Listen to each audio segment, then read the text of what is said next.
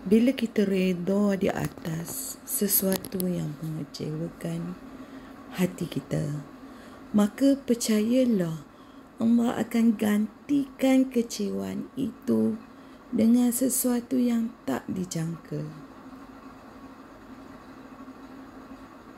Sapulah air mata yang mengalir di pipimu, gantikanlah dengan senyuman yang paling manis walau menyakitkan.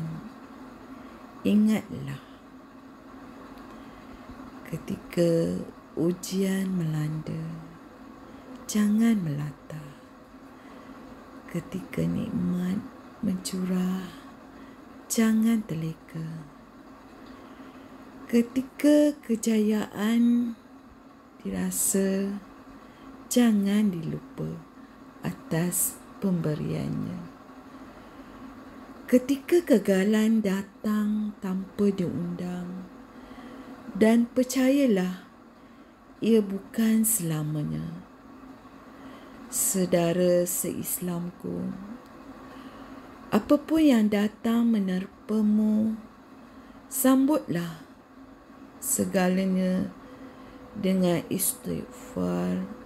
Rawatlah kegelisahan hatimu dengan rasa syukur, Alhamdulillah, dan rawatlah segala kekecewaanmu dengan doa, dan gantikanlah keputusasaanmu dengan harapan, dengan kebangkitan.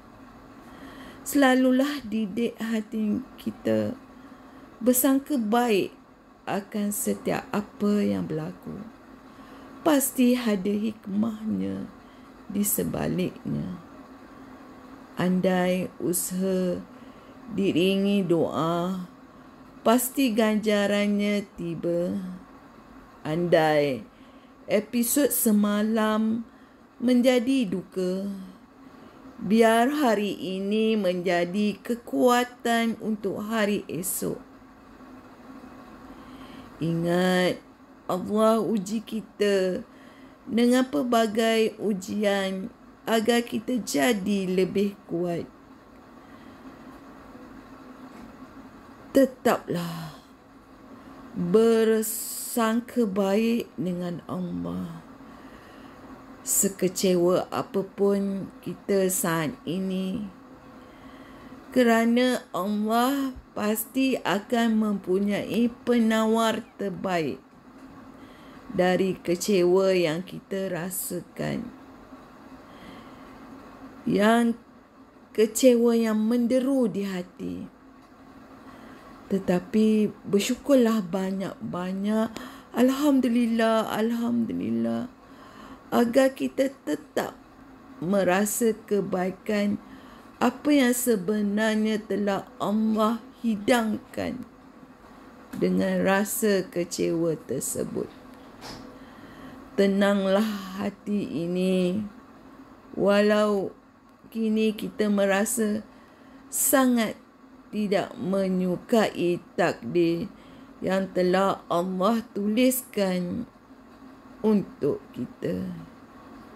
Ingatlah, apa-apa pun ketetapannya, cepat-cepatlah didik hati ini untuk tetap percaya pada Allah, agar rasa kecewa tidak membuat kita berpaling dari rasa syukur kepadanya.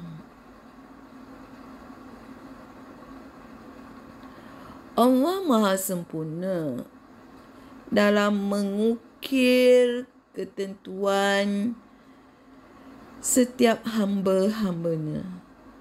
Jadi, tetaplah bersabar, kerana Allah tahu apapun benar-benar membuat kita menjadi insan yang lebih baik.